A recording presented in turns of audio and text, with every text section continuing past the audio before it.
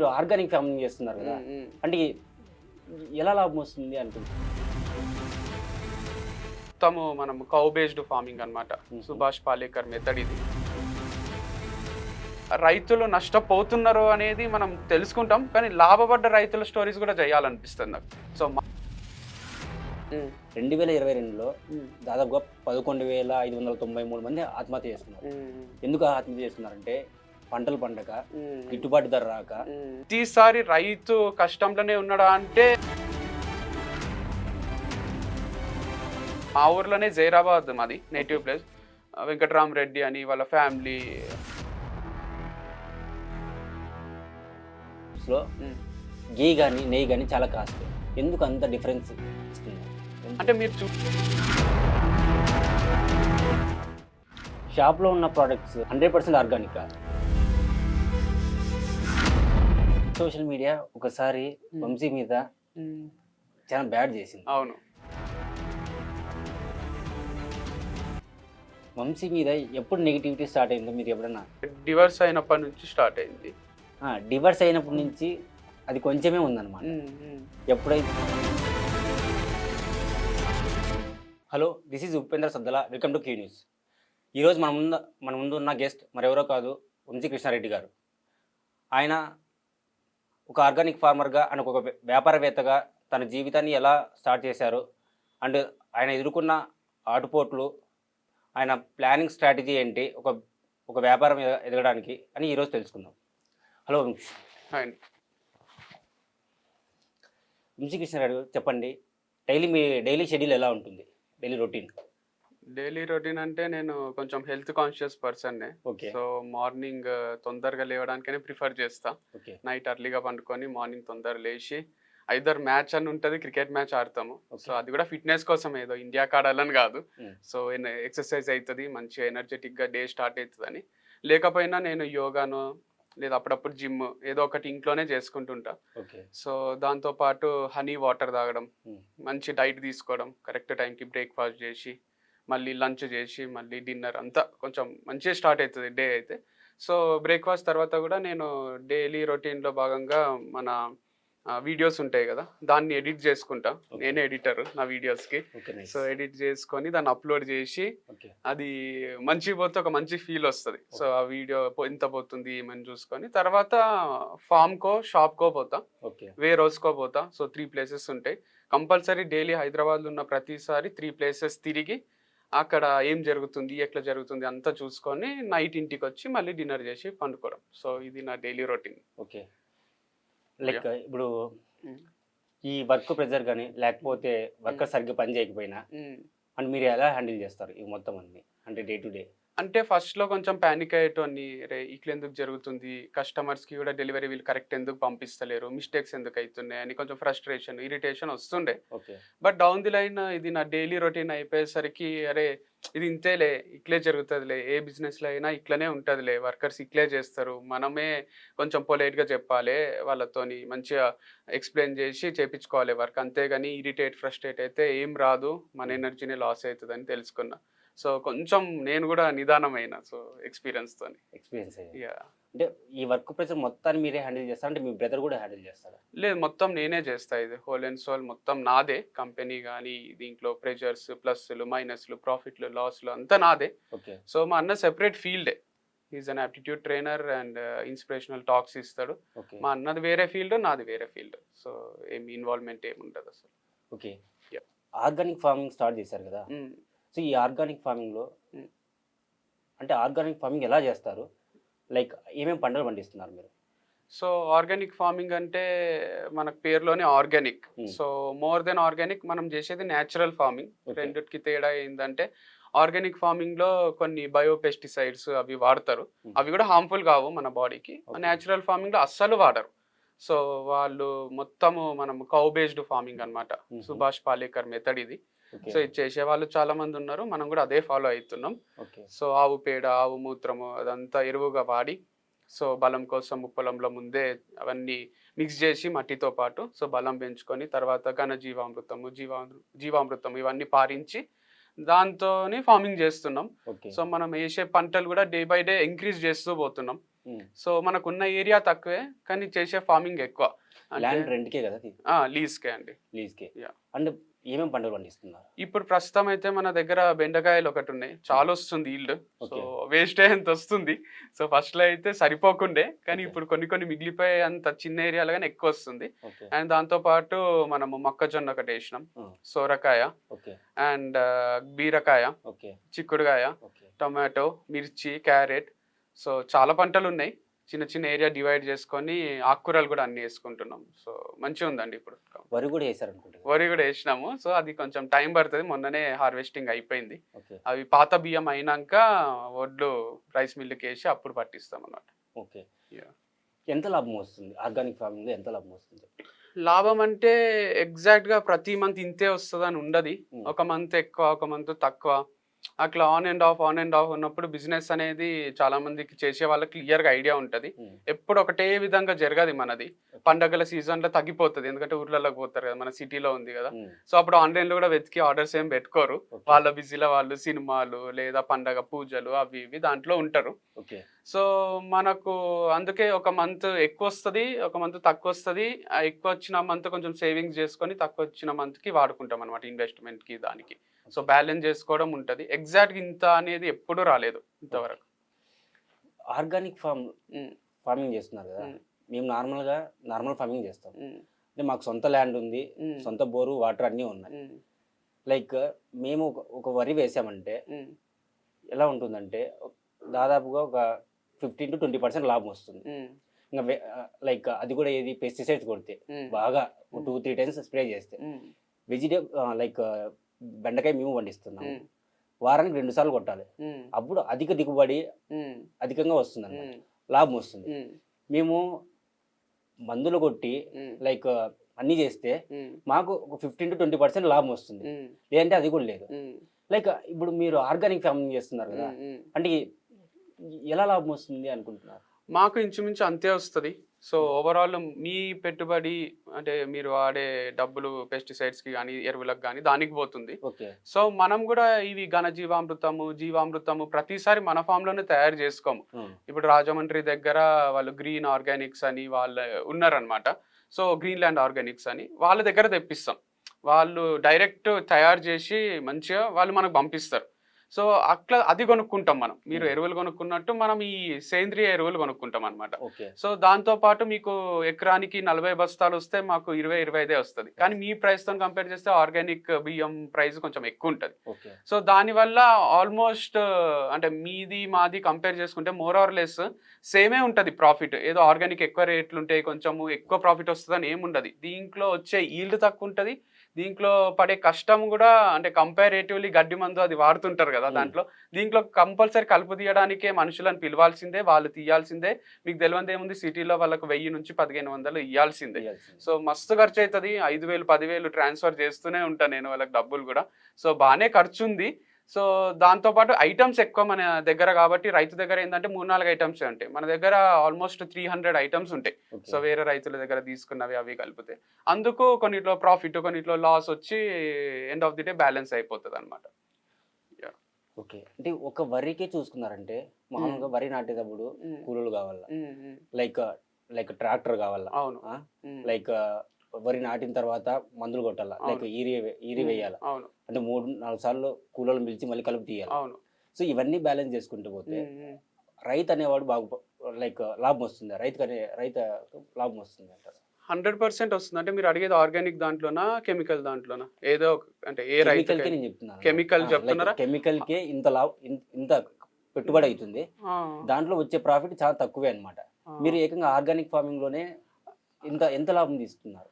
అంటే నేను అబ్జర్వ్ చేసింది అయితే ఇప్పుడు కెమికల్ ఫార్మింగ్ లో వరేస్తారు కదా, వాళ్ళు వరేసే వాళ్ళు కొన్నిసార్లు భూమిని అట్లే ఉంచి మళ్ళీ వరి వచ్చే టైంకి వరేస్తారు. సో వరి వేసి పెద్ద దానికి చూసుకోవాల్సింది డైలీ వచ్చి రెక్లుంది ఏముంది అని కూరగాయలకు చూసుకోవాల్సింది ఏముండదు. వన్స్ ఇన్ ఏ వైల్ దానికి కావాల్సిన మందులు కొట్టుకుంటా, కావాల్సిన యూరియా అవి బలం కోసం ఇచ్చుకుంటా పోతే సరిపోతుంది. సో వాళ్ళకి వచ్చే ఈల్డ్ వాళ్ళ కుటుంబానికి అండ్ అమ్మడానికి కూడా సరిపోతుంది అనేది నేను చూసి అబ్జర్వ్ చేసి తెలుసుకున్నది. ఓకే. సో దీంట్లో వరిలో అకాల వర్షాలు వచ్చి అట్లా మొత్తం పంట నాశనం అయితే తప్ప లాస్ వస్తుంది అనేది లేదు. ఓకే. సో పెట్టుబడి కూడా అనుకున్నంత ఎక్కువ ఏమి ఉండదు. సో ఇది నేను అనలైజ్ చేసిన విషయం. ఇంకా కంపారేటివ్లీ ఆర్గానిక్ ఫార్మింగ్ లోనే ఒక్కొక్కసారి నీళ్లు కానీ మట్టి కానీ సపోర్ట్ చెయ్యాయి. ఓకే. మాకేందంటే మా ఓనర్ కూడా ఫస్ట్ నుంచి ఆయన న్యాచురల్ ఫార్మింగే చేసిండు కాబట్టి భూమి బలంగా ఉండి నీళ్లు కూడా సఫిషియెంట్ ఉండి వర్షాలు కూడా మంచిగా పడ్డాయి కదా, అట్లయి ఎక్కడ కూడా మనకు పంట అనుకున్నది అనుకున్నట్టు వచ్చింది అనమాట. సో లాస్ ఏం ఉండదు. అంటే అగ్రికల్చర్లా రైతులు నష్టపోతున్నారు అనేది మనం తెలుసుకుంటాం, కానీ లాభపడ్డ రైతుల స్టోరీస్ కూడా చేయాలనిపిస్తుంది నాకు. సో మా ఊర్లోనే జైరాబాద్ మాది నేటివ్ ప్లేస్. వెంకటరామరెడ్డి అని వాళ్ళ ఫ్యామిలీ, మా మామ రామరెడ్డి అని వాళ్ళు కెమికల్ ఫార్మింగే చేస్తారు. ఓకే. మస్తు ఈల్డ్ తీస్తారు. మా మామేమో లీజ్కి తీసుకొని చేస్తారు కాబట్టి కొంచెం నష్టం వస్తుంది అప్పుడప్పుడు. ఓకే. సొంత భూమిలో చేసే వాళ్ళైతే చాలా మంది రిచ్ అయిన వాళ్ళు ఉన్నారు. పెద్ద పెద్ద కార్లు కొన్నోళ్ళు, మంచిగా బతికేటోళ్ళు, 40 ఎకరాలలో కూడా సక్సెస్ఫుల్గా చేసేటోళ్ళు, మిగిలిపోయింది ఇంకా మార్కెట్లో అమ్మి మస్తు పైసలు తీసిన వాళ్ళు కూడా ఉన్నారు. సో అట్లా ప్రతిసారి రైతు కష్టంలోనే ఉన్నాడా అంటే అందరు రైతులు లేరు. అట్లా ఉంటే ప్రతి ఒక్కరు వ్యవసాయం పని చేసి వచ్చి ఈడ కూలి పనో లేకపోతే ఇల్లులు కట్టేది అక్కడ చేసుకుంటారు. కానీ ప్రాఫిట్ తీయాలనుకుంటే ఫస్ట్ నుంచి ఉండి ఓర్చుకొని టమాటా రేట్లు పెరిగినాయి చూడండి. అట్లా పెరిగినప్పుడు జాక్పర్ తగిలిన వాళ్ళు కూడా ఉన్నారు. సో ఉల్లిగడ్డ రేట్లు పెరుగుతాయి అప్పుడప్పుడు. అట్లా కొంచెం పేషెన్స్ తో ఉండాలి ఫార్మింగ్ లో కూడా. సో గివ్ అప్ రాదు. ఫస్ట్ నుంచి ఉన్న వాళ్ళకు నాలెడ్జ్ ఎక్కువ ఉంటుంది. కోహ్లీ లాగా క్రికెట్ పైన కోహ్లీకి ఉన్నట్టు ఈ ఫార్మర్స్ కి కూడా ఫుల్ నాలెడ్జ్ ఉన్న వాళ్ళు గివ్ అప్ ఇవ్వకుండా ఉండాలి దాంట్లోనే. ఓకే. ఇప్పుడు మన సెంట్రల్ గవర్నమెంట్ ఒక సర్వే చేసింది అనమాట భారతదేశంలో. సో వ్యవసాయం చేసే రైతుకి కేవలం ఒక 25 రూపాయలు మాత్రమే వస్తున్నాయి రోజుకి పంట కూలి. అండ్ మన భారతదేశంలో మీరు చూసారంటే 2022లో దాదాపుగా 11,593 మంది ఆత్మహత్య చేస్తున్నారు. ఎందుకు ఆత్మహత్య చేస్తున్నారంటే పంటలు పండక, గిట్టుబాటు ధర రాక, లోన్స్ తీసుకొని అవి కట్టలేక వాళ్ళు వేధిస్తుంటే ఆత్మహత్య చేస్తున్నారు. మన భారతదేశంలో వ్యవసాయం బాగుపడాలంటే మీ దగ్గర ఏమైనా ఆలోచన ఉందా? ఆలోచన అంటే ఇప్పుడు ఒకటి ఏం జరుగుతుందంటే మనుషులు సిటీకి వచ్చేసి లేబరు వీళ్ళు కూలీలు డైలీ కూలీలు వాళ్ళు దొరకడం కూడా కష్టం అయిపోతుంది. వాళ్ళ రేట్లు కూడా పెంచేసిండ్రు. దానివల్ల ఎవరు పండిస్తున్నారో వాళ్ళే మొత్తం చూసుకోవాల్సి వస్తుంది. అదొక రీజన్. అండ్ వెదర్ కూడా సపోర్ట్ చేస్తలేదు. చాలా సార్లు సడన్ గా వర్షం పడుతుంది, సడన్ గా ఎండ వస్తుంది, ఏం జరుగుతుందో అర్థం కాదు. దానిపైన డిపెండ్ అయి ఉంటాము. బోర్లలో నీళ్లు రావు, బోర్లు వేపిస్తారు, అవి లాస్ అవుతారు. అట్లయ్యి చాలా వరకు నష్టం వస్తుంది. అండ్ వాళ్ళకి వచ్చే ఇన్కమ్ సంవత్సరానికి కొన్ని లక్షలు ఉంటుంది. వాళ్ళ పిల్లల ఫీజులే ఈడ 3 times 4 times ఉంటుంది. సిటీలో చదివిపిస్తారు. వాళ్ళకి ఎట్లా కట్టాలి ఏం కట్టాలని చేసి అప్పులు కూడా ఉంటాయి. వ్యవసాయంని నమ్ముకొని అప్పులు చేస్తారు. అప్పులు తీర్చలేక ఏం చేయాలో అర్థం కాక వాళ్ళ పిల్లలు కూడా చేతికి వచ్చింటారు. వాళ్ళు ఇంకా చదువుకుంటుంటారు. నాన్న పంపి, నాన్న హాస్టల్ ఫీజు, నాన్న ఇది నాన్న అది నాన్న అనేసరికి వీళ్ళకి ఏం అర్థం కాక ప్రెషర్స్ అని హ్యాండిల్ చేయలేక కూడా సూసైడ్ చేసుకుంటారు. సో ఏం లేదు అంటే నేను సలహా ఇచ్చే అంత పెద్దోన్ని కాదు, అంత ఎక్స్పీరియన్స్ లేదు. నా వయసు అంత ఎక్స్పీరియన్స్ ఉన్న ఫార్మర్స్ కూడా ఉంటారు. వాళ్ళే ఫస్ట్ నుంచి ఉన్నారు కాబట్టి వాళ్ళే ఏం చేయాలో చేయాలి. అండ్ మీరు అన్నట్టు గవర్నమెంట్ కూడా ఇంకొంచెం ఎక్కువ ఎట్లయితే మంచి చదవని పిల్లోని పైన ఎక్కువ దృష్టి పెడతారో టీచర్స్, అట్లా లాస్ వచ్చే ఫార్మర్స్ పైన ఎక్కువ దృష్టి పెట్టి వాళ్ళకు కొంచెం అంటే కంఫర్టబుల్ ఫీల్ చేపించి వాళ్ళకు లోన్స్ కానీ అవి కానీ తక్కువ వడ్డీలకు ఇస్తూ ఒక్కొక్కసారి మాఫ్ చేస్తూ అట్లా కొంచెం సపోర్టింగ్ ఉంటే ఇంకా ఈ సూసైడ్లు ఇవన్నీ తగ్గిపోతాయి. సో ఇంకా హ్యాపీగా ఉంటారు. మీరు అన్నారు కదా సిటీకి వస్తున్నారు అనేసి. సిటీకి ఎందుకు వస్తున్నారు కదా సార్? ఇప్పుడు మా రాయలసీమ వాళ్ళే, మాది రాయలసీమ. సో మా రాయలసీమలోనే వర్షాలు తక్కువ అనమాట. సో వర్షాలు తక్కువ అయినప్పుడు రైతులు పంట వేసిన దానికి కనీసం గిట్టుబాటు ధర రాదు. అవును. సో మా తాత వాళ్ళు వ్యవసాయం చేశారు, మా నాన్న వాళ్ళు వ్యవసాయం చేశారు, మేము వ్యవసాయం చేసి ఇక్కడ వరకు వచ్చామన్నమాట. సో క్వశ్చన్ ఏంటంటే ఇక్కడ వ్యవసాయం చేసిన రైతు బాగుపడట్లేదు, మేజర్ క్వశ్చన్. అండ్ వ్యవసాయం అప్పటికి ఇప్పటికి 40% తగ్గింది మన నాన్న వాళ్ళ జనరేషన్కి మన జనరేషన్కి. సో ఇప్పుడు కనీసము మన జనరేషన్కి కొద్ది వరకు తినేక అవుతుంది అనమాట రైస్. సో వచ్చే జనరేషన్కి అవి కూడా ఉండదు. సో దానికి మీరు ఏమైనా సలహా ఇస్తారా? అంటే ఉన్న జనరేషన్కి ఏమన్నా వ్యవసాయం చేసేదానికి. అంటే ఇట్స్ లైక్ అంటే ఆల్ డిపెండెంట్ ఆన్ గవర్నమెంట్ ఈ వాటర్ రిసోర్సెస్ ఎంత ప్రొవైడ్ చేస్తుంది అనే దానిపైన రాయలసీమలో ఫార్మింగ్ డిపెండ్ అయి ఉంటుంది. అంటే మనకు వర్షాలు కరెక్ట్గా పడ్డప్పుడు ఆ వాటర్ని ఎట్లా స్టోర్ చేసుకోవాలి, డ్యాములు ఎక్కువ కట్టాలి. ఆ న్యాచురల్ సోర్స్ బోర్లలో వాటర్ రానప్పుడు ఖచ్చితంగా ఈ వాటర్ అన్న కరెక్ట్ సప్లై ఉండాలి కదా ఎవ్రీ డే. ఓకే. అయితేనే పంటలు పండుతాయి, వాళ్ళు సక్సెస్ఫుల్ అవుతారు. అండ్ పిల్లలకు కూడా ఆఫర్స్ ఎక్కువ ఉన్నాయి ఇక్కడ. సాఫ్ట్వేర్ల దాంట్లో లక్షలు లక్షలు ఇస్తున్నారు. సో ఆబ్వియస్గా అట్రాక్షన్ అనేది ఇక్కడ సైడే ఉంటుంది కదా. సో వచ్చే బుద్ధి అవుతుంది. అట్లా ఈ లక్షలే దాంట్లో తీయగలిగినప్పుడు వాళ్ళు అక్కడే ఉండిపోతారు. ఓకే. సో కొత్త జనరేషన్కి కూడా నేను బలవంతంగా మనం దేశానికి సేవ చేయాలి, ఉండిపోండి అని నేను చెప్పలేను. ఎవరు కూడా వాళ్ళకి అడ్వైజ్ ఇవ్వలేరు. ఎందుకంటే నువ్వు కరెక్ట్ సాఫ్ట్వేర్లో వచ్చిన దానికన్నా ఇక్కడ ఎక్కువ ఇన్కమ్ చూపియు, లేదా ఫాదర్కి ఎక్కువ ఇన్కమ్ వస్తుంటే వాడు ఉండిపోతాడు. కానీ వాళ్ళకి ఏంటంటే డాడీ నేను పోతా, యూఎస్ పోతా, యూకే పోతా అనే అంటారు తప్ప వాళ్ళకు ఇక్కడ ఉండి వాళ్ళ డాడీ చూసిన కష్టాలు మళ్ళీ చూడబుద్ధి కాదు. సో దీనికి అంతా మనం కలెక్టివ్గా ఫార్మర్ ఒక్కడు ఏం చేయలేడు. కంప్లీట్ గవర్నమెంట్, ఫార్మర్ అండ్ వాళ్ళ పిల్లల సపోర్టు అందరూ కలిసి ఇది యూనిటీగా చేస్తే తప్ప ఫార్మింగ్ అనేది ముందుకు పోదు. మీరు అన్నట్టు ఫ్యూచర్లో అసలు తినడానికి కూడా తిండి లేకపోయే ఛాన్సెస్ కూడా ఉంటాయి. బట్ ఏంటంటే 10 ఎకరాలలో పండే పంట వేల మందికి సరిపోతుంది కదా. దానివల్ల కూడా ఇంకా ఆ స్కేర్సిటీ వస్తలేదు. ఓకే. తక్కువ భూమిలో ఎక్కువ మందికి సరిపోయే పంట వస్తుంది. ఇప్పుడు ఒక ఎకరంలో పండించే టొమాటో కానీ ఏదన్నా రైస్ కానీ ఓకే. అది ఒక్క ఫ్యామిలీకి సరిపోదు కదా, ఎన్నో ఫ్యామిలీస్కి అందియగలుగుతున్నాం. అందుకు తక్కువ మంది ఫార్మర్స్ ఉన్నా, మనది ముందు నుంచి అగ్రికల్చర్ బ్యాక్గ్రౌండే మన కంట్రీ, కానీ ఎంత జనాభా ఉన్నా మనం సఫిషియెంట్గా ఎక్స్పోర్ట్ చేసినాక కూడా మిగులుతున్నాయి. సో అది కాకపోతే అది correct demand and supply match చేయలేకపోతున్నారు. మనం భారతదేశంలో దగ్గర దగ్గర 120 కోట్ల జనాభా ఉన్నారు. అవును, పండించే రైతులు కనీసం ఇప్పుడు ఒక 30% ఉన్నారు. అవును. సో ఆ జనాభాకి మీరు చెప్పిన దానికి వ్యత్యాసం ఉంది, డిఫరెన్స్ ఉంది. కానీ 30% పండించింది మన 120 కోట్లతో సహా ఇంకా బయట దేశాలకు కూడా సరిపోతుంది. ఓకే. మీరు ఒక్కటే ఏం ఆలోచించాలంటే, ఒక్క రైతు ఒక్క ఫ్యామిలీకి పండిస్తలేడు, ఒక్క రైతు 1000 ఫ్యామిలీస్కి పండిస్తున్నాడు.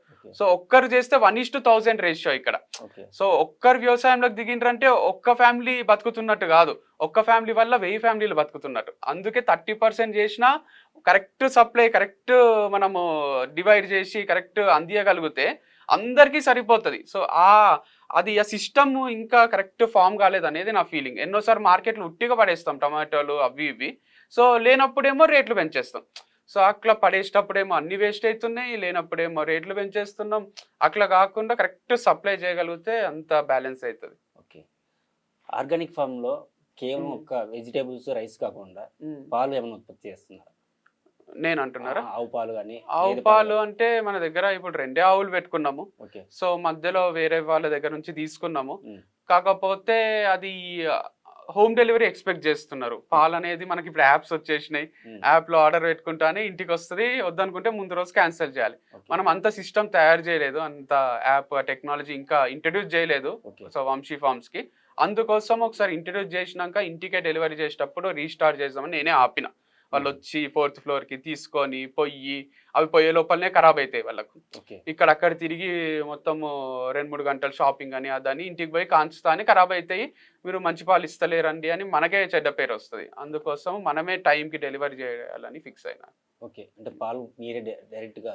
అంటే నేనే బర్రెలు ఆవులు కొని అట్లన్నా స్టార్ట్ చేయడం, లేదా మంచిగా చేసే వాళ్ళ దగ్గర టైఅప్ అయ్యి వాళ్ళ త్రూ అందియడం. ఓకే. బిజినెస్ పాయింట్కి వస్తే మీ వంశీ ఫార్మ్స్ ఎన్ని బ్రాంచెస్ ఉన్నాయి హైదరాబాద్?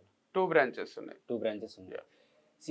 వంశీ ఫార్మ్ స్టార్ట్ చేసినప్పుడు లైక్ అంటే మీ సొంత డబ్బులతోనే స్టార్ట్ చేస్తారా, లేకపోతే లోన్స్ ఏమైనా తీసుకున్నారా? వంశీ ఫార్మ్ స్టార్ట్ చేసినప్పుడు మా బ్రదర్ సపోర్ట్ ఉంది ఫైనాన్షియల్గా. దాంతోపాటు తెలిసిన వాళ్ళ దగ్గర అప్పు చేసి స్టార్ట్ చేసిందే. నా దగ్గర ₹1 లేకుండే, 0 ఉండే. కాకపోతే కోట్లు పెడతామని వచ్చిండ్రు అందరూ. నాకు పార్ట్నర్షిప్ ఇయ్యు, నేను కోట్లు పెడతా, నాకు పార్ట్నర్షిప్ ఇయ్యు, నేను పెడతా. ఫుల్ నమ్మకం ఉండే ఇది ఇట్లా ఇంత సక్సెస్ అవుతుంది. 1 year తర్వాత నువ్వు ఇక వెనకాకి తిరిగి చూసుకోవాల్సిన అవసరం ఉండదు. ఎన్ని కోట్లు కావాలంటే అన్ని కోట్లు నేను ఇన్వెస్ట్ చేస్తాను, 25% ఇయ్యు, 20% ఇయ్యు, 10% ఇయ్యు అంటే వద్దు, పార్ట్నర్షిప్ వద్దు అనుకుంటున్నా, నేను సోలోగా చేద్దాం అనుకుంటున్నా అని. ఎవరైతే ఏం ఎక్స్పెక్ట్ చేయకుండా ఇన్వెస్ట్ చేసిండ్రో, కొంతమంది దగ్గర వడ్డీకి తీసుకొని అట్లా ఇట్లా వాళ్ళ దగ్గర తీసుకొని పెట్టిన అంతే. వంశీ ఫార్మ్స్లో కానీ ఆర్గానిక్ ఫామ్లో కానీ ఎంతమందికి ఎంప్లాయ్మెంట్ ఇస్తున్నారు? ఇప్పుడు అరౌండ్ 15 members ఉన్నారండి. 15 members. వాళ్ళకి టైంకి శాలరీ పే చేస్తారు? ఎవ్రీ మంత్ మీరు కావాలంటే కనుక్కోవచ్చు. అసలు ఒక్క రోజు కూడా డిలే చేయను. సో 1st to 10th మధ్యలో ఇచ్చేస్తాను. మన 3rd కే ఇచ్చిన, ఒక్కొక్కసారి 1st కే ఇస్తా, లేనప్పుడు కొంచెం టైట్ ఉన్నప్పుడు 5th కి అట్లా ఇస్తా. సో టైం టు టైం ఇచ్చేస్తాను. ఎందుకు అడుగుతున్నా అంటే కొంతమంది బిజినెస్ పర్సన్స్ మ్మ్. అంటే వర్కర్స్ ని కొద్దిగా డిలే చేస్తారు, అవును అవును డిలే చేస్తారు అంటే కొద్దిగా పట్టించుకోరు. అవును అవును. So and one more thing, hmm. Vamsi forms లో మ్మ్. గీ కానీ నెయ్యి కానీ చాలా కాస్ట్, మ్మ్. అంటే కంపేరిటివ్గా అదర్ షాప్స్లో చూసుకుంటే ఎందుకు అంత డిఫరెన్స్ ఇస్తున్నారు? అంటే మీరు చూసిన షాప్స్ లో అంటే నాకు తెలిసి కౌగి అని చూసి ఉంటారు, మ్మ్. అది 1000 1200 అట్లుంటది. ఓకే మనది 4000 వరకు ఉంటుంది, 3500 నుంచి 4000. ఆ కౌగి ఈ కౌగి వేరు. ఓకే. మీరు ఎనీ ఆర్గానిక్ స్టోర్ లో చూడండి, ఆ. మన కౌగి వాళ్ళ కౌగి సేమ్ రేటే ఉంటుంది, 150 అటు ఇటు. ఓకే అంటే ఈ కౌగి ఏదంటే మీరు షాప్ లో చూసేది ఈ సూపర్ మార్కెట్లల్లో, కిరాణా షాప్లల్లో, నార్మల్ షాప్లల్లో, అది జెర్సీ ఆవు పాల నుంచి తీసింది. మ్మ్. అంటే జెర్సీ ఆవు ఎక్కువ లీటర్లు ఇస్తుంది, అది దేశీ ఆవు కాదు, హైబ్రిడ్ అది. అంటే దాన్ని అంతా క్రాస్ బ్రీడింగ్ చేసి అట్లా చేసి ఆర్టిఫిషియల్గా ఎక్కువ పాలు ఇచ్చేటట్టు చేసిండ్రు. సో ఎక్కువ పాలు వచ్చినప్పుడు ఆటోమేటిక్గా మీకు తక్కువ రేట్కి మంచి నెయ్యి ఇచ్చేవచ్చు కదా, వాసన అంతా బాగానే ఉంటుంది. మ్మ్. కానీ హెల్త్ పరంగా దాంట్లో ఏం ప్రాపర్టీస్ ఉండవు. ఓకే దేశీ ఆవు ఏంటంటే దానికి ఒక హంప్ ఉంటుంది వెనకాల, దానిపైన సూర్యరశ్మి పడి ఆహా. అది మంచి క్వాలిటీస్ అన్ని స్టోర్ చేసుకొని ఓకే పాలల్లో కూడా క్వాలిటీస్ వచ్చి మనం తాగితే కూడా మనకు మంచి జరుగుతుంది అనమాట. ఆ సూర్య కిరణాలు అవన్నీ మన లోపలికి కూడా ఆటోమేటిక్గా ఎనర్జీ అంతా పోతుంది. ఓకే సో అందుకోసము ఇది ఎక్కువ రేటు, దాంతోపాటు తక్కువ లీటర్లు ఇస్తుంది. జెర్సీ ఆవు 20 లీటర్లు ఇస్తే 10 లీటర్లే ఇస్తుంది. సో అందుకోసము తక్కువ లీటర్లకు తక్కువ నెయ్యి అవుతుంది కదా, ఆబ్వియస్గా రేట్ ఎక్కువ ఉంటుంది అనమాట. సో దేశీ కౌగి ఈజ్ డిఫరెంట్, కౌగి is different. Okay okay normal కౌగి అది అది ఓకే. A1 పాలు, అవి A1 నార్మల్ పాలు. పాలు. ఇవి A2, దీంట్లో వేరే ప్రోటీనే ఉంటుంది. A2 అంటే ఒక ప్రోటీన్, అది ఈజీగా డైజెస్ట్ అవుతుంది, మంచిది. అది దాంట్లో బ్యాడ్ కొలెస్ట్రాల్ ఉండదు, బాడీకి మంచి ఫ్యాట్ అందుతుంది. అందుకు మన కౌగి అనేది ఎక్కువ రేటు ఉంటుంది. అది నేను అమ్మేది కాదు, నేను ఏదో ఎక్కువ పెట్టి, ప్రతి ఆర్గానిక్ స్టోర్లో అది ఎక్కువ రేటే ఉంటుంది. దేశీ కౌగి అని మీరు ఆన్లైన్లో కొట్టినా అది 4000 మినిమం ఉంటుంది. అది దొరకదు అసలు correct ghee, okay out of stock ఉంటుంది కొన్ని స్టోర్స్లో అయితే. ఓకే సో మన దగ్గర కూడా చాలా సార్లు ఎవ్రీ 3 monthsకి అయిపోతుంటది, మళ్ళీ అది స్టాక్ అప్ చేయాలి. సో చాలా కష్టం అది. ఓకే. ఇప్పుడు తేనె చూస్తే మ్మ్. తేనె మీరే సొంతంగా వెళ్తారా, అంటే లైక్ కలెక్ట్ చేస్తారా? మ్మ్. నేను చూసాను అనమాట ఒక 2 వీడియోస్లో, ఓకే. లైక్ అంటే మీరే సొంతంగా వెళ్ళి కలెక్ట్ చేసి తీసుకొని వస్తారా, లేకపోతే కెమికల్స్ ఏమైనా వాడతారా అందులో? లేదు, కెమికల్స్ ఏం వాడము, అది అన్అడల్టరేటెడ్ హనీ అది. Okay. సో అది ఎట్లా అంటే చాలా natural గా మనకు చెట్టు మీద దొరికేది కొంచెమే దొరుకుతుంది. అది దొరికినప్పుడు ఒకటే పెడతాం షాప్లో, ఓకే అంటే ఒక 10 లీటర్లో 20 లీటర్లో అట్లా దొరికినప్పుడు పెడతాము. మిగతాదంతా మన బీ బాక్సెస్ అని ఉంటాయి, హనీ బీ బాక్సెస్, దాంట్లో ఫ్రేమ్స్ ఉంటాయి. దానికి తేనె తెట్టు అదే పెడుతుంది అనమాట. మన హనీ బీస్ ఉంటాయి కదా, అవి కలెక్ట్ చేసి ఓకే అవి ఏం చేస్తారంటే బాక్సెస్ తీసుకుపోయి ఫారెస్ట్ ఏరియా ఉంటుంది లేదా సన్ఫ్లవర్ తోట ఉంటుంది, ఆడబెట్టేస్తారు. ఆ బీ పోయి ఆ నెక్టార్ కలెక్ట్ చేసుకొని హనీ పెడుతుంటుంది. ఓకే సో అదంతా ఒక దగ్గర మనం కలెక్ట్ చేస్తాం. అది నేను 1-2 సార్లు ఎప్పుడైనా టైం ఉన్నప్పుడు పోయి ప్రాసెస్ చూస్తా. ఓకే కానీ మనకు అందించే వాళ్ళు రైట్ ప్రాసెస్లో చేస్తున్నారు. ఇక మళ్ళీ రోజు పోయి వాళ్ళ పైన సూపర్విజన్ ఉంచేంత టైం ఉండదు నాకు. So Okay. క్వాలిటీ దగ్గర ఎటువంటి తేడా వస్తలేదు. ఓకే ఒకసారి కొన్నోళ్ళు మళ్ళీ మళ్ళీ కొంటున్నారు. సో అందుకోసము ఆ హనీనే అమ్ముతాం మనము. మీరు అన్నట్టు నేను పొయ్యి చెట్టు మీద నుంచి తీసో, కొండల మధ్య నుంచి తీసో, అది తక్కువ క్వాంటిటీలో దొరుకుతుంది. అది కొన్నిసార్లే షాప్లో పెడతాం అనమాట. ఓకే. ఇప్పుడు చెప్పారు కదా కొండల మధ్యలో, మ్మ్. ఆ హనీ ఒకే రేట్ ఉంటుంది ప్లస్ లేదు లేదు, అది ఎక్కువ రేట్ ఉంటుంది, ఎక్కువ రేట్ ఉంటుంది. అది డబల్ ఉంటుంది. ఓకే. Yeah. ఈ ఆర్గానిక్ ఫామ్ లో కానీ అండ్ వంశీ ఫార్మ్స్ లో కానీ అంటే మీ ఫ్యామిలీ ప్లానింగ్ ఎంత ఉంటుంది, అంటే మార్కెటింగ్ ఎలా చేస్తారు? ఫ్యామిలీ సపోర్ట్ ఉందా బాగా? బాగా సపోర్ట్ ఉంటుంది. మీ అక్క వాళ్ళు కానీ మీ అన్న వాళ్ళు కానీ నేరుగా ఇన్వాల్వ్ అయ్యి రేట్స్ ఏమైనా ఫిక్స్ చేస్తారా, లేకపోతే మీరే ఫిక్స్ చేస్తారా? లేదు, నేనే ఫిక్స్ చేస్తాను. Being an aptitude trainer and calculations లో కూడా చాలా ఫాస్ట్ ఉంటా. ఓకే సో నేను ట్రైనింగ్ ఇచ్చేదే ఈ సబ్జెక్ట్ పైన. సో క్యాలిక్యులేషన్ పరంగా అయితే క్విక్ ఉంటా నేను. ఓకే సో దాంతో పాటు మనం రేట్లు కానీ అన్ని డిసిజన్స్ నేనే తీసుకుంటా. ఓకే సో ఎవరి ఇన్వాల్వ్మెంట్ ఉండదు. ఓకే ఎప్పుడన్నా రేర్గా అనిపించినప్పుడు, ఏదైనా డిస్కషన్ వచ్చినప్పుడు అది ఇది మాట్లాడతాం, అంతేగాని ఇట్లా పెట్టు బాగుంటుంది, అట్లా పెట్టు బాగుంటుంది, ఇది చెయ్యు అది చెయ్యు అనేది ఏముండదు. సో ఎప్పుడన్నా తేడా వచ్చి అరే షాప్లో ఒక రేట్ ఉంది, ఆన్లైన్లో ఒక రేట్ ఉంది, ఒకసారి చూసుకోరా అని మా మమ్మీ చెప్తుంటది. ఓకే ఏ రోజులో ఉంటుంది అనమాట. ఏంద్రా రేటు ఇక్కడ ఒకటి ఉంది అక్కడ ఒకటి ఉంది అంటే కొన్నిసార్లు తేడా ఉంటుంది అనమాట. ఈ స్టాక్ ఓల్డ్ స్టాక్ ఉంటుంది, ఆ స్టాక్ అక్కడే ఉంచేస్తాము, కొత్త స్టాక్ వచ్చినాక రేట్లు మారుస్తుంటాం. సో నా డిసిజనే ఉంటుంది ఫైనల్గా. ఫైనాన్షియల్ డిపార్ట్మెంట్ అంతా మీరే చూసుకుంటారా, లేకపోతే వర్కర్స్కి అప్పచెప్తారా? అంటే డిపెండ్స్, లైక్ యాక్టివ్ ఉన్న వర్కర్స్కి ముందు అప్పచెప్పిన, right now I'm taking care of everything. So ఏం ఫైనాన్షియల్ డిపార్ట్మెంట్ ఒకరికి అప్పచెప్పడం ఏముండదు. అట్లా చూస్తే మొత్తం మా మమ్మీ చేతిలోనే ఉంటుంది. బ్యాంక్ అకౌంట్ ట్రాన్స్ఫర్స్ అవన్నీ యాప్ కానీ అది ఐసిఐసిఐ బ్యాంక్ త్రూ ట్రాన్సాక్షన్స్ జరుగుతాయి. మొత్తం మమ్మే చూసుకుంటుంది. Okay. So time to time అన్ని పే చేస్తాం కూడా మనం, జిఎస్టీలు కానీ ట్యాక్స్లు కానీ. సో మమ్మీ నేను కలిసి చూసుకుంటాం. సో ఇప్పుడు అన్నారు కదా, అంటే ప్రీవియస్గా వేరే వాళ్ళకి అప్పచెప్పాను అనేసి. ఎందుకు అప్పచెప్పారు? రాజేష్కే ఎందుకు అప్పచెప్పారు? అంటే అంత నమ్మకం ఏంటి? అంటే ఫైనాన్షియల్ కూడా రాజేష్కి అప్పచెప్పడం వల్ల అంటే అంత నమ్మకం కుదిరిచ్చాడా మీకు? అంటే ఒక కంపెనీలో ఒకటే పర్సన్ అన్ని చూసుకోలేరు కదా. ఇప్పుడు ఒక ఛానల్ తీసుకున్నా, మీ ఛానల్లో కూడా మీ ఓనరే అన్ని చూసుకోడు కదా. సో ఎట్లయినా కంపల్సరీ ఫైనాన్షియల్ డిపార్ట్మెంట్ ఒకరు ఉంటారు. ఇప్పుడు ఒక సినిమా ఇండస్ట్రీలో కూడా ప్రొడక్షన్ మేనేజర్ అని ఆయన త్రూనే అన్ని డబ్బులు ట్రాన్స్ఫర్ జరుగుతుంటది. సో ప్రొడ్యూసరే అందరికీ ట్రాన్స్ఫర్లు చేయడం ఏం చూసుకోడు. సో సిఏ ఉంటాడు, ప్రొడక్షన్ మేనేజర్ ఉంటాడు, లైన్ ప్రొడ్యూసర్ ఉంటారు, అందరు ఉంటారు అనమాట. అట్లనే మనది కూడా కొంచెం ఆర్డర్స్ ఎక్కువ అయ్యి అంతా చూసుకోవాలంటే నేను ఓన్లీ వీడియోలు చేయడానికనే నేను ఉన్నా. సో అక్కడ ఏదైతే ఉందో సూపర్విజన్ చేస్తూ అందరితో కరెక్ట్ పని చేపియాలనేది నా ఉద్దేశం. సో మొత్తం నేనే చూసుకోవాలని ఎప్పుడు అనుకోలేదు, అందుకే వేరే వాళ్ళకు అప్పచెప్పాల్సి వచ్చింది. మేజర్గా ఉన్న రీజన్ ఏంటంటే వంశీ గారు అంటే షాప్లో ఉండరు అండ్ ఏదో షార్ట్స్ చేసుకొని వెళ్తారు అనేసి టాక్. అంటే లైక్ షాప్లో ఉండి ఏదైనా ఒక బిజినెస్ బాగా డెవలప్ అవ్వాలంటే టీంతో ఉంటేనే బాగా డెవలప్ అవుతుందని ఒక నమ్మకం అనమాట. సో ఎందుకు వంశీ గారు మళ్ళీ షాప్లో ఉండకుండా లైక్ అదర్ యాక్టివిటీస్లో ఎందుకు యాక్టివ్గా ఉంటారు? అట్లేం లేదు. అంటే నాకు డ్యూటీస్ చాలా ఉన్నాయి. Like where house, shop, online platform, మీరు అన్నట్టు ఫైనాన్షియల్ డిపార్ట్మెంట్, వీడియోస్ చేయాలి, వీడియోస్కి కంటెంట్ చేయాలి. అంటే అట్లా ఒక్క డ్యూటీ లేదు నాది. పోయి షాప్లో కూర్చొని నేను బిల్లులు వేసుకుంటా ఉంటే ఈ పనులన్నీ అందరూ చేయలేరు. సో నేను అన్నీ మేనేజ్ చేయాలి కాబట్టి అన్నిటికీ half an hour 45 minutes.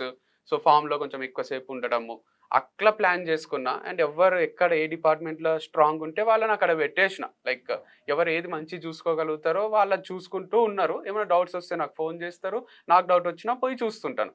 So దానివల్ల మనకు బిజినెస్ ఇంకా గ్రో అవుతుంది తప్ప నేను ఒకటే దగ్గర స్టక్ అయిపోయి షాప్లో కూర్చుంటే అదే అయిపోతుంది లైఫ్. సో అందుకోసం అన్నీ చూసుకుంటుంటా నేను. ఓకే. షాప్లో ఉన్న ప్రోడక్ట్స్ హనీ కావచ్చు, గీ కావచ్చు, లైక్ రైస్ కావచ్చు, ఏదైనా సరే 100% ఆర్గానిక్. 200% ఆర్గానిక్. సో దాంట్లో ఎటువంటి డౌట్ లేదు. నేను ఆల్రెడీ చెప్పినా, మీరు కావాలంటే టెస్ట్ చేయించుకోవచ్చు. అండ్ మనం అన్ని సర్టిఫైడ్ ఫార్మర్స్ దగ్గరనే తీసుకుంటాం కాబట్టి ఎటువంటి డౌట్ లేకుండా మీరు హ్యాపీగా పర్చేజ్ చేయొచ్చు. సో కొన్ని ఆరోపణలు ఏంటంటే అంటే షాప్లో ఆర్గానిక్ కేవలం ఒక 40% మాత్రమే ఉంటుంది, రిమైనింగ్ 60% అంతా రైతుల నుంచి కాకుండా లైక్ షాప్ బెంగళూరు వెళ్ళి కొనుగోలు చేస్తారు అండ్ సమ్ అదర్ ఆరోపణలు ఉన్నాయి. సో అంటే బిజినెస్ లో తొందరగా గ్రో అవ్వడానికి ఏమన్నా ఈ ప్లాన్ ఏమన్నా చేశారు? అట్లేం లేదు. వాళ్ళు మనం డైరెక్ట్ ఫార్మర్స్ నుంచి కొన్ని తీసుకుంటాము, అన్ని దొరకాయి. సో ప్రతి ఫార్మరు వరేస్తే ఆయన ఎక్కువ శాతం వరే వేస్తాడు. సో ఒకరు టొమాటోలు వేస్తారు. ఒక్కొక్క దగ్గర నుంచి మనం వాళ్ళకి ఫోన్ చేసి నువ్వు పంపి అని మనం కలెక్ట్ చేసుకునే కన్నా FPO అని వాళ్ళు కలెక్ట్ చేసుకుంటారు వాళ్ళ దగ్గర, సర్టిఫైడ్ ఫార్మర్స్ దగ్గర. వాళ్ళే వాళ్ళకి ట్రైనింగ్స్ ఇచ్చి అన్ని ఇచ్చి న్యాచురల్ ఫార్మింగ్ చేయించి వాళ్ళు కలెక్ట్ చేసుకొని ఒకటేసారి మనకు లోడ్ పంపిస్తారు. సో మీరు అర్థం చేసుకోవాల్సింది, ఒక్కొక్క ఫార్మర్ దగ్గర నుంచి ఇండిపెండెంట్ గా తీసుకునే కన్నా ఇండిపెండెంట్ ఫార్మర్స్ దగ్గర నుంచి వాళ్ళు తీసుకొని వాళ్ళ త్రూ మనకు వస్తుంది. సో దానివల్ల పెద్ద లాస్ ఏం లేదు, ఇంకా ఫాస్ట్ గా జరుగుతుంది ప్రాసెస్ అనేది. సో యాక్చువల్లీ ఏంటంటే మేజర్ ఆరోపణలు ఉన్నది ఏంటంటే వంశీ సారు అంటే బయట ఎక్కువ తీసుకొని వస్తున్నారు, అది ఆర్గానిక్ కాకపోయినా అయినా సరే ఇక్కడ స్టాక్ లేకపోవడం వల్ల లైక్ కస్టమర్స్ కి ఎక్కువ డిమాండ్ ఉండడం వల్ల ఆ ప్రోడక్ట్స్ తీసుకొని వస్తారు. ఇన్ కేస్ అటువంటి ఆలోచన ఉంటే అది ఎంతవరకు అదే అనుకుందాం, నిజమే అనుకుందాం. ఒకవేళ నిజమైతే ఏడో ఒక దగ్గర దొరికిపోతా కదా, దొంగ దొరికిపోడా. సో నేను అట్లా దొంగ సామాన్ దొంగ సరుకు అమ్ముతుంటే నేను దొరికిపోతే 1 year లో క్లోజ్ అవుతుంది, లేదా 1.5 year 2 years నడుస్తుందేమో మాక్సిమం. ఇది అట్లా నడిపించి డబ్బులు సంపాదించుకొని దుబాయో అమెరికాయో పారిపోదామని స్టార్ట్ చేసింది కాదు. ఇది నేను ముసలోన్నయ్య తెల్లగడ్డం వచ్చినాక కూడా నా మన వల్ల కూడా ఈ బిజినెస్ ఉండాలి, వాళ్ళు కూడా హ్యాపీగా ఉండాలి అని స్టార్ట్ చేసింది ఇది. సో ఓవర్ నైట్ ఇట్లా సంపాదించుకొని చిట్టీలో బిజినెస్ ఎత్తేసి పారిపోతారు చూడండి, ఆ వ్యాపారం కాదు. సో ఇది చాలా చాలా మంచి ఉద్దేశంతో మంచి వేళ, నేను హెల్త్ కాన్షియస్ పర్సన్ని కాబట్టి అందరికీ హెల్త్ అందిస్తాము, హెల్త్ ఈజ్ వెల్త్ అని మనం వింటూనే ఉన్నాము, ఆరోగ్యమే మహాభాగ్యం కాబట్టి అందుకు స్టార్ట్ చేసిన తప్ప దీంట్లో డబ్బు సంపాదించుకుందామని కాదు. డబ్బు ఇంపార్టెంటే, డబ్బు ఒకటే ఉద్దేశం కాదు దీని వెనకాల. దీంతో పాటు హెల్త్ కూడా, హెల్త్ అందిస్తూ మనము డబ్బు సంపాదించుకొని హాయిగా బతకాలి అంతవరకే, కానీ అందరినీ హాయిగా బతికేటట్టు చేయాలనేది నాకు, అంటే నేను సెల్ఫ్లెస్ పర్సన్ గానే ఆలోచించిన, సెల్ఫిష్గా దీంట్లో ఎటువంటి మోటివ్ లేదు అసలు. సో ఇన్ కేస్ అటువంటి మోటివ్ ఉంటే అది అనుకోండి. ఎందుకంటే ఈ ఆర్గానిక్ ఫార్మింగ్ అనేది అంటే పిల్లల కాడి నుంచి మొదలు పెడితే పెద్దల వరకు ఎంతో కేర్ తీసుకుంటారు అనమాట. కేవలం మీరు అమ్ముతున్న ప్రొడక్ట్స్ బట్టే హెల్త్ అనేది డిపెండ్ అయి ఉంటుంది, ఇంక్లూడింగ్ పాలు అవ్వచ్చు ఏదైనా సరే. సో ఫర్ ఎగ్జాంపుల్ ఇప్పుడు మీరు తీసుకున్నారనుకోండి, నేను పనిచేసిన కంపెనీ బైజూస్ అనేది ఒకప్పుడు 2020లో $22 బిలియన్. అది అది ఈ రోజుకి జీరో నెగిటివ్ లో ఉంది. ఎందుకు తెలుసా? వాళ్ళు యూజ్ చేసిన ట్రిక్స్ కానీ లేకపోతే వాళ్ళు యూజ్ చేసిన షార్ట్ కట్స్ కానీ అలానే ఉన్నాయి. అందులో బలైన వాళ్ళు ఎంతో మంది ఉన్నారు. Like UPSC students, NEET students, IIT students, వీళ్ళందరికీ అంటే ఇచ్చిన ప్రామిసెస్ నెరవేర్చకుండా దాన్ని ఎలా డెవలప్ చేయాలన్న దాంట్లో ఉన్నారు, కానీ ప్రమోట్ చేశారు కానీ మార్కెటింగ్ చేశారు కానీ ఉన్న దాన్ని వాళ్ళు సరైన కంటెంట్ ఇవ్వలేదు, సరిగ్గా కంటెంట్ చాలా మంది లాస్ అయ్యింది. సో మనది అట్లాంటిది కాదు అసలు. సో నేను చెప్పినట్టు 1-2 ఇయర్స్ కోసం స్టార్ట్ చేసింది కాదు, ఇది 40 ఇయర్స్ వరకు కూడా ఎటువంటి ప్రాబ్లం లేకుండా జరగాలని చేసింది. సో అందుకు దీంట్లో గ్రాంటెడ్ తీసుకొని పబ్లిక్ ని మోసం చేస్తూ, మీరు అన్నట్టు చిన్న పిల్లల దగ్గర నుంచి అందరు తేనె తీసుకుంటారు, పాలు తీసుకుంటారు. సో ఎటువంటి కల్తీ లేకుండానే చూసుకుంటున్నా. అట్లుంటే నేను ఇప్పుడు రేట్లు కూడా ఏదో ఒక ₹5 ₹10 లాభంకి అమ్మేసి కోట్ల మందికి అన్ని అమ్మేసి ఏదో చేసేసాలని ఉంటుంది కదా. సో నా ఉద్దేశం ఏంటంటే కొన్నే ప్రోడక్ట్స్ ఉన్నాయి, కొన్న వాళ్ళు కూడా మంచిగా హెల్త్ కాన్షియస్ పీపుల్ ఎవరైతే కొంటున్నారో వాళ్ళకు మనం అందిస్తాం. ఫస్ట్ అయితే చాలా వరకు మీరు అబ్జర్వ్ చేస్తే మన దగ్గర అవుట్ ఆఫ్ స్టాకే ఉంటాయి. ఇప్పుడు మీరు ఓపెన్ చేసి చూస్తే పికిల్స్ లేవు, ఆల్మండ్స్ లేవు. మీరు ఓపెన్ చేసి చూస్తే ఆయిల్స్ లో కూడా 2-3 ఉంటాయి, సోప్స్ లో కూడా 1-2 ఉంటాయి. అన్ని అయిపోతుంటే మళ్ళీ తెప్పియాలి, మళ్ళీ స్టాక్అప్ చేయాలి, దానికి టైం పడుతుంది, తయారు చేయాలి. సో చాలా ప్రాసెస్ ఉంది దీని వెనకాల. అట్లా డిమాండ్ ఉంది, సప్లై చేయాలనుకుంటే అన్ని స్టాక్ లో పెడతా కదా నేను. అన్ని స్టాక్ లో పెట్టేసి కుప్పలు ఎవరు ఏది కావాలంటే అది వాళ్ళకి అందిస్తూ కోట్లు సంపాదించి స్విస్ బ్యాంక్ లో వేసుకుంటుంటే ఇప్పటికి అట్లా లేదు అసలు. పరిస్థితి చాలా టఫ్ అయి ఉంది. ఎంటైర్ సోషల్ మీడియా ఒకసారి వంశీ మీద చాలా బ్యాడ్ చేసింది. అవును, లైక్ అంటే అక్కడ అసలు ఆర్గానిక్ ఫార్మే కాదు, అసలు ఏం పండించట్లేదు, ఒక 30% పండిస్తా, ఎక్కడి నుంచి తీసుకొస్తా. ఈ విషయాన్ని మీరు ఎప్పుడైనా అంటే హార్ట్ వర్క్ ఎప్పుడైనా తీసుకున్నారా? అంటే బాధపడ్డారా అంటే ఇలా అన్నారు అనేసి? చాలా బాధపడ్డా. ఒకటి తప్పు చేసినప్పుడు అన్నా బాధ అవుతుంది, తప్పు చేయనప్పుడు అంటే కూడా చాలా బాధనే అవుతుంది. అరే మనం అంత కరెక్ట్ చేస్తున్నప్పుడు కూడా మనం రాంగ్గా పోర్ట్రే అవుతున్నాము, రాంగ్ అర్థం చేసుకుంటున్నారు. అరే వీళ్ళందరూ నాతో ట్రావెల్ చేస్తలేరు కదా, సగమే చూసి సోషల్ మీడియాలో అంటే జడ్జి చేసేస్తున్నారు. ఒక తప్పు దొరుకుతానే అరే పెద్దగా భూతద్దంలో చూసేసి ఏదేదో అనుకుంటున్నారు, వాళ్ళు డిస్కస్ చేసుకుంటున్నారు, డౌట్ క్రియేట్ అయింది మైండ్లో అని చాలా బాధపడ్డా. కానీ ఇక బాధపడితే ఏం రాదు కదా. సో నేను నమ్మకంగానే చేస్తున్నాను, నమ్మిన కస్టమర్స్ కూడా చాలా మందే ఉన్నారు.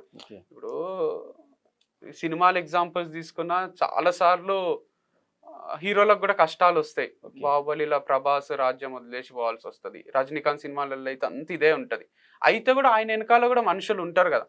అట్లనే మన ప్రోడక్ట్స్ మీద ఎంత డౌట్ ఉన్నా ఏమున్నా నన్ను నమ్మికొనేటోళ్ళు ఇంకా ఉన్నారు. అందుకే ఇంకా బిజినెస్ జరుగుతుంది, ఇంకా సక్సెస్ఫుల్ గానే జరుగుతుంది.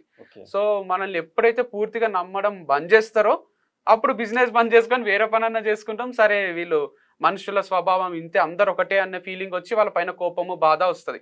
కానీ మనుషులలో మంచోళ్ళు ఉన్నారు, మనల్ని నమ్మేటోళ్ళు ఉన్నారు కాబట్టి నాకు ఇంకా రిలీఫే ఉంది దీంట్లో. నమ్మిన వాళ్ళు మోసం చేశారు కదా, లైక్ అంటే మళ్ళీ వాళ్ళు వస్తే మీరు తీసుకుంటారా? నమ్మిన వాళ్ళని మోసం చేసిన అంటున్నారా? నమ్మిన వాళ్ళు మిమ్మల్ని మోసం చేశారు కదా, అంటే వాళ్ళు క్షమించమని వస్తే మీ దగ్గరికి మళ్ళీ వాళ్ళని తీసుకుంటారా?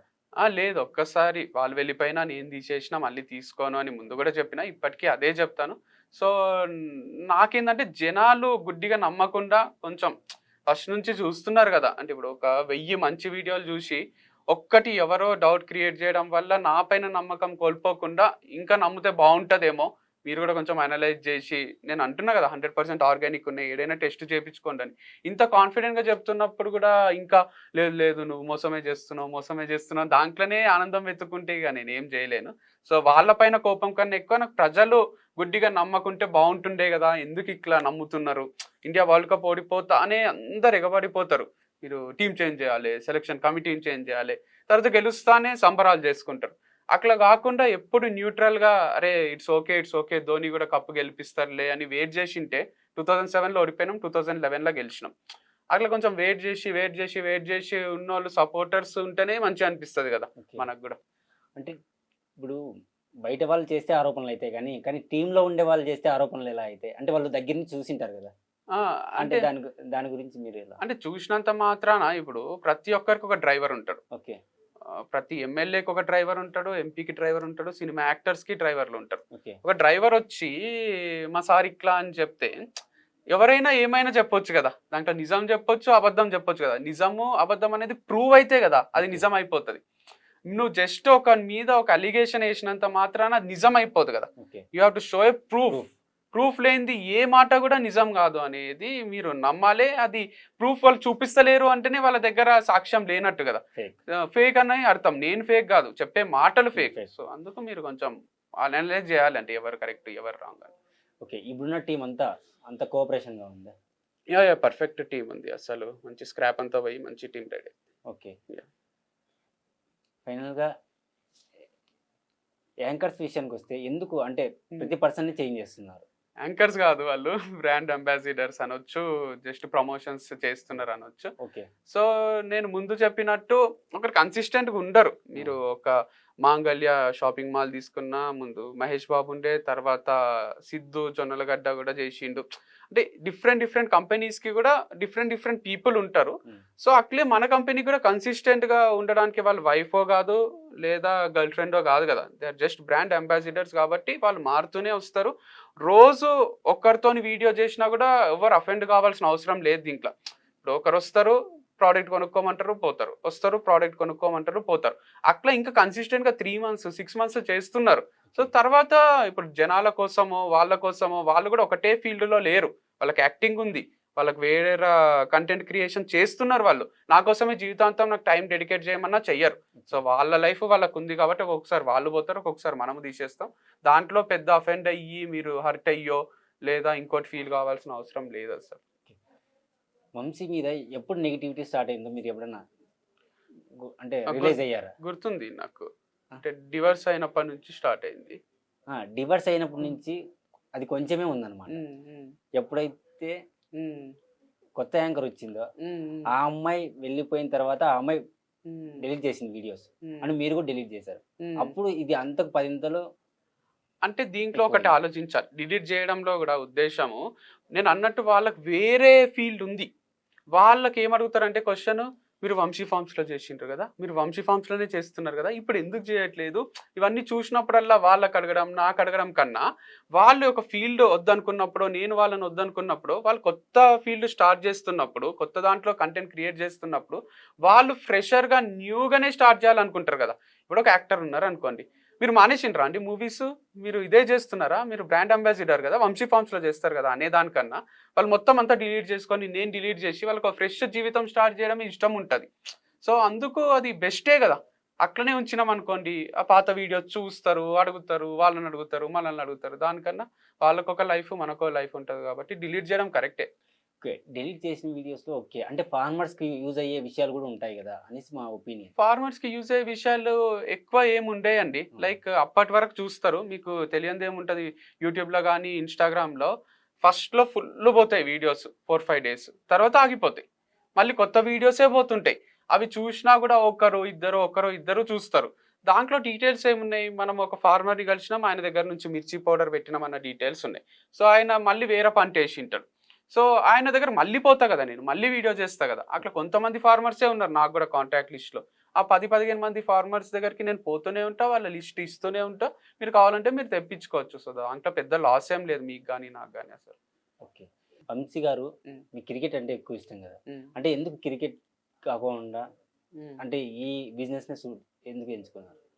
అంటే క్రికెట్ ప్లేయర్ కావాలి అని ఎప్పుడూ లేకుండే నాకు. ఓకే. సో క్రికెట్ ప్లేయర్ కావాలని ఉంటే నేను చదవకుంటే అసలు బీటెకే చేయకుంటే. ఓకే. సో క్రికెట్ అనేది ఎప్పుడు ఒక ఎంటర్టైన్మెంట్ లాగా ఎక్సర్సైజ్ లాగానే తీసుకున్నాను. నేను చిన్నప్పటి నుంచి ఆడతా, నేను 2nd class నుంచి ఆడతా, మంచి ప్లేయర్. అందుకు అది మళ్ళీ ఇట్లా ప్రొఫెషనల్ క్రికెట్ స్టార్ట్ చేసిండ్రు కాబట్టి ఆ వైట్ బాల్ క్రికెట్ జెర్సీలు వేసుకొని ఆడడం మంచిగా అనిపిస్తుంది కాబట్టి ఆడుతున్నా. సో నాకు ఈ ఫార్మింగ్ ఇదే ఎట్లయితే క్రికెట్ ఇష్టమో అట్లా ఇష్టము. ఫార్మింగ్ అనేది మన బిజినెస్ లానే కదా. చిన్నప్పుడు మా డాడీతో పాటు నేను మార్కెట్కి పోతుంటే టొమాటోలు గంపలో పెట్టుకొని మా డాడీ అమ్ముతుండే, గంపకింత గంపకంత అని ప్రతి ప్రోడక్ట్ ఇంటికి తెస్తుండే, మార్కెట్లో కూడా అమ్ముతుంటే నేను కూర్చొని చూస్తుంటే మార్కెట్ అంతా.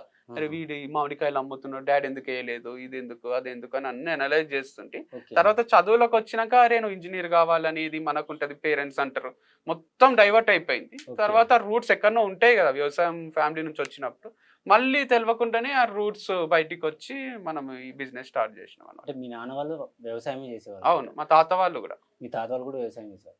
సో అందుకోసం మళ్ళీ మీరు తిరిగి దీంట్లోకి వచ్చారు? అవును, అంటే చిన్నప్పటి నుంచి అది ఇష్టం ఒకటి ఉంటది కదా, ఆవులన్నా మేకలన్నా లేదా వ్యవసాయం అన్నా. అందుకు మళ్ళీ అది రీస్టార్ట్ చేయబుద్ధి అయింది. రిటైర్ అయినాక ఫామ్ హౌస్ కట్టుకొని స్టార్ట్ చేసి అప్పుడు ఎంజాయ్ చేయడం కన్నా ఎవ్రీడే మనం ఆ ఫీల్ ని ఎంజాయ్ చేయొచ్చు కదా.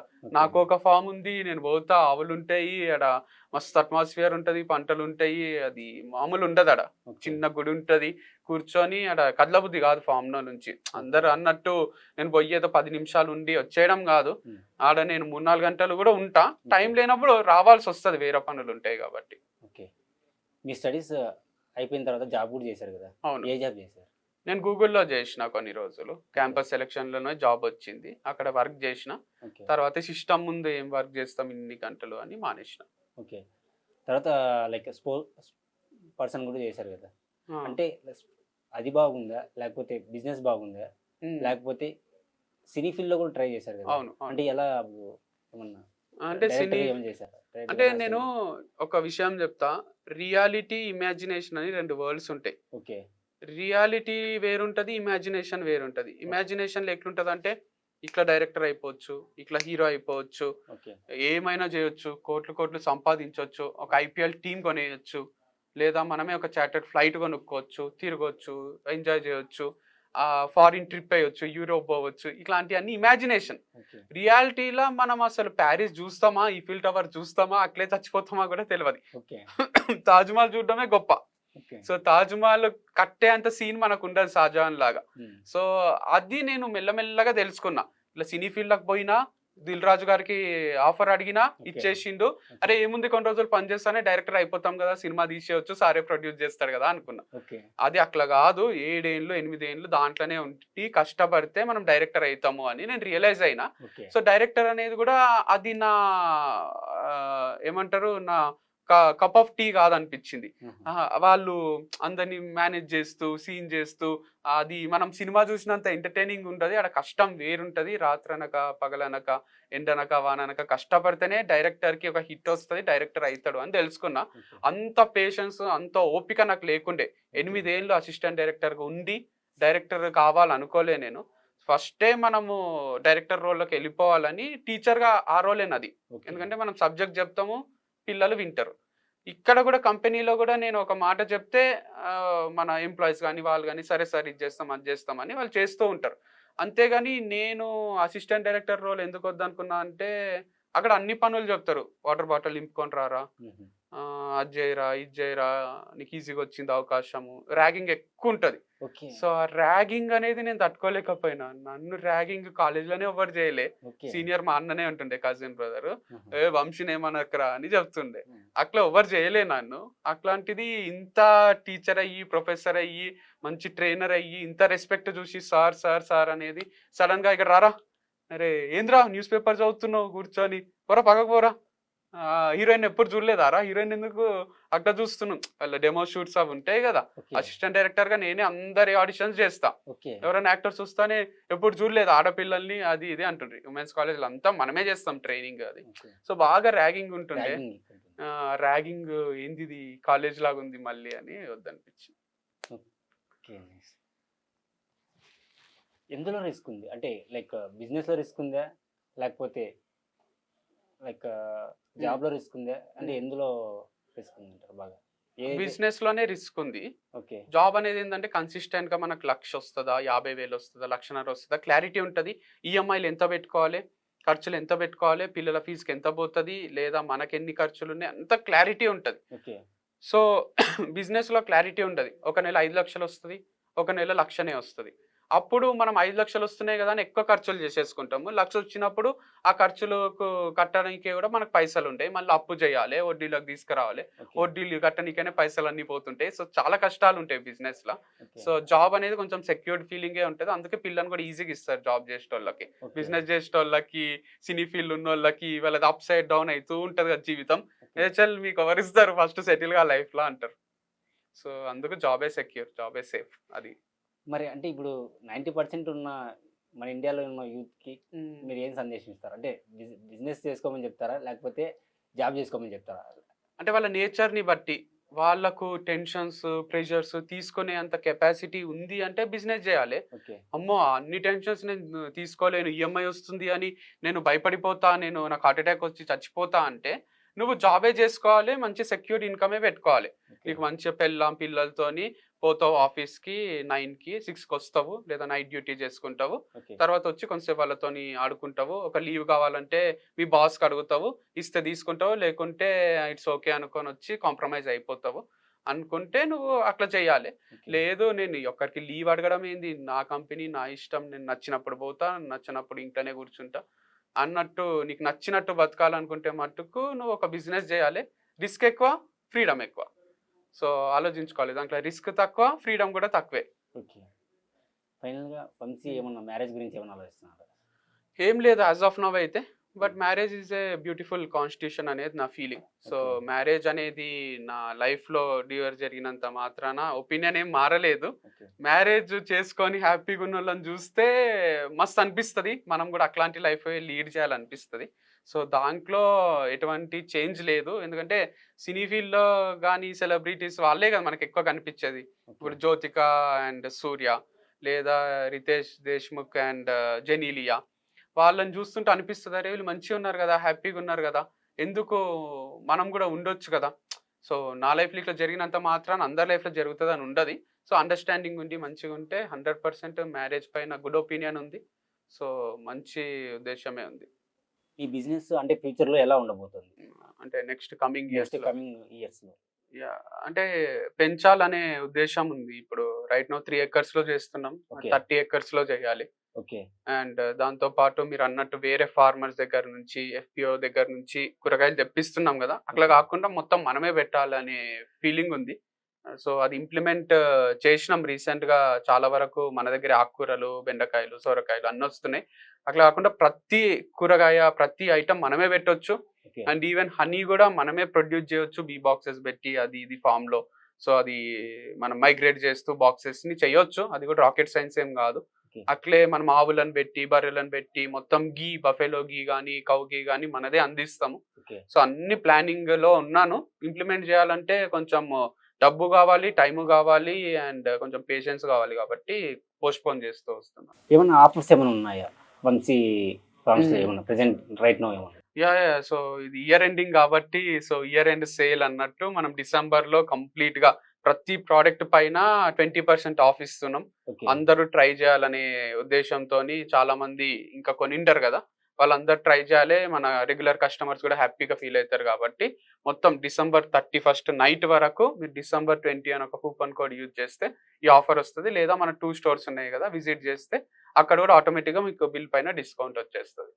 ఓకే. నెక్స్ట్ 5 ఇయర్స్‌లో మీ బిజినెస్ అంటే ఎలా చూడాలనుకుంటున్నారు? అంటే ఇంకొక 5, 6 బ్రాంచులు తెరవాలని ఉంది నాకు. కూకట్పల్లిలో లేదు మనది. అక్కడ ఓకే. ఒకటి పెట్టాలి. ఓకే. అండ్ ఇక్కడ మేడ్చల్ సైడ్, కొంపల్లి సైడ్ అటు గూడా లేదు. ఆడొకటి పెట్టాలి. ఓకే. సో చాలా మంది అడుగుతుంటారు.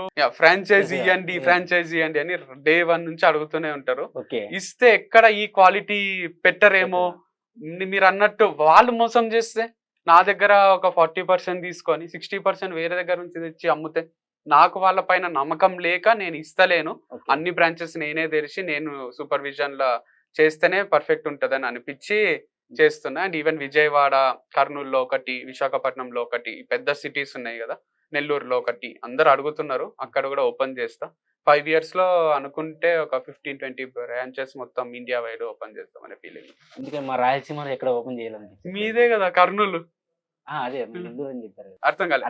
అనంతపూర్లో ఎక్కడ ఓపెన్ అయ్యా అనంతపూర్ లో కూడా ఓపెన్ చేస్తాం. సో అనంతపూర్ లో కూడా నేను పోయినప్పుడల్లా తాడుపత్రి బిర్యానీ అని ఉంటది. చాలా ఇష్టం నాకు ఆ హోటల్లో బిర్యానీ తినడం. చిట్టి ముత్యాల రైస్ తో చేస్తారు. ఓకే. సో వాళ్ళు కూడా గుర్తుపట్టి అన్న ఈడ ఒక బ్రాంచ్ ఓపెన్ చేయొచ్చు కదా అంటుంటారు.